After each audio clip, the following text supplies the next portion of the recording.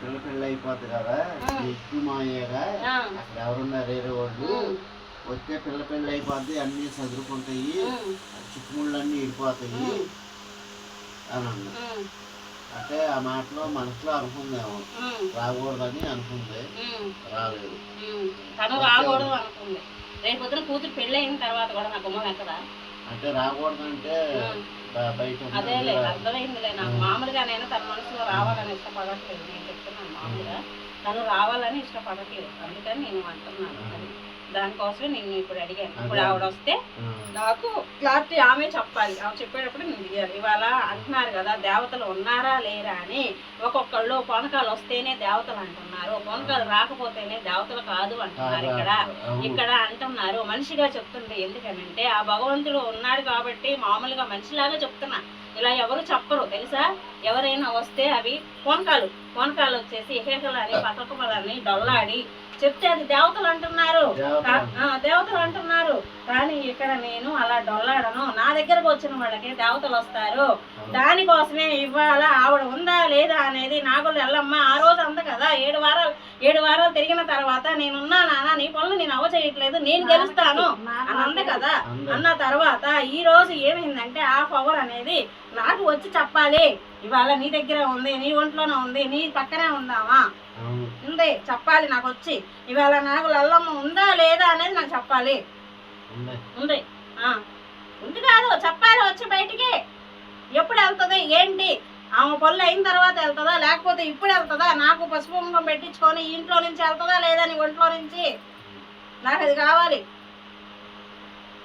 ఎందుకనంటే ఆవిడ ఉన్నాక పెళ్లి జరగదు, పెళ్లి జరగనివ్వను. అందుకని ఆవిడ పసుపు కుంకుమ పెట్టించుకొని వెళ్ళిన తర్వాతే నేను పెళ్ళి అనేది జరగనిస్తాను. అది నాకు కావాల్సింది. ఆమె రావాలి.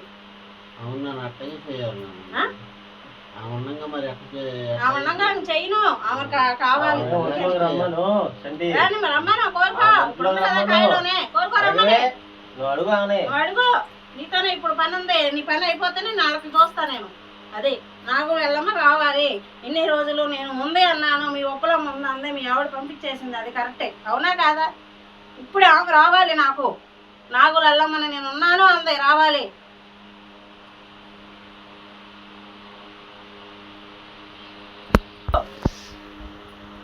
ఏంటి వెళతాను అన్నావు, మళ్ళీ వాళ్ళ చిక్కులకి నువ్వు అడ్డు పడుతున్నావు ఏంటి. గుట్టు పెట్టాగా ఉషు తర్వాత లేకపోతే దొల్లాడతావు ఎక్కడ జనం లేకమని చెప్పరా. వద్దు బాగా వేసావులే చెప్పు. ఎప్పుడు వెళ్తావు, ఎన్ని రోజులకు వెళ్తావు, ఎన్ని వారాలకు వెళ్తావు నాకు చెప్పు. వచ్చే వారం వెళ్తావా.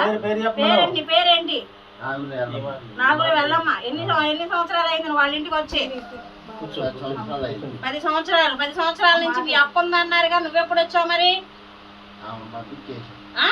ఆవిడొచ్చి 10 ఏళ్ళు అవ్వలేదే వాళ్ళ అప్ప వచ్చి. 10 ఏళ్ళు అవ్వలే, నువ్వు వచ్చి 10 ఏళ్ళు ఎట్టయింది. నువ్వు ఎట్టయింది 10 ఏళ్ళు అయ్యి నువ్వు వచ్చి 10 ఏళ్ళు అవుతే మీ అప్ప వచ్చి ఎన్ని ఏళ్ళు అయింది. ఎప్పుడో వచ్చావు, వాళ్ళకి తెలీదు అన్నప్పుడు అక్కా చెల్లెల గుడి కట్టించుకోవాలా, ఒక్కదాన్ని కట్టిస్తారా గుడి. ఇప్పుడు ఆ గుడి ఏం చేస్తారు, మీ అక్క గుడి ఏం చేస్తావు. నువ్వు వెళ్ళిపోతావు, మీ అక్క గుడి ఏం చేస్తావు. గుడి ఉండకూడదు అక్కడ నాకు. మరి ఉండకూడదు అన్నప్పుడు గుడి తీసేయాలిగా. ఎవరు తీస్తారు గుడి. నువ్వు ఉండంగా తీస్తావా, నువ్వు వెళ్ళిపోయిన తర్వాత తీస్తారా.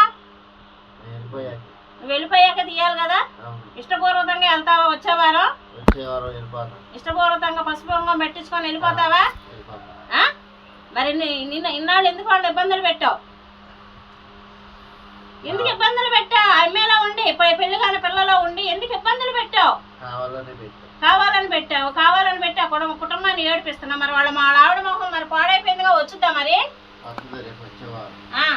ఆమె రావసరం లేదు. ఇష్టపూర్వకంగా ఎవరైతే నాకు నచ్చుతారో వాళ్లే రావాలి ఇక్కడికి. అంతేగాని ఎవరు పడితే వాళ్ళే నా గుమ్మం ఎక్కరు. అర్థమైందా. అది ఆయమ్మే ఇష్టపూర్వకం అవ్వాలి, బలవంతంగా లాక్కు రావద్దు. అదే నువ్వు లాక్కు రావద్దు, ఎవరు లాక్కు రావద్దు. ఆయమ్మే ఇష్టపూర్వకంగానే రావాలి ఇక్కడికి. ఇష్టపూర్వకంగానే వస్తుంది. మరి వచ్చే వారం పసుపు కుంకుమ పెట్టించుకొని వెళ్తావా నువ్వు ఆ, ఆ?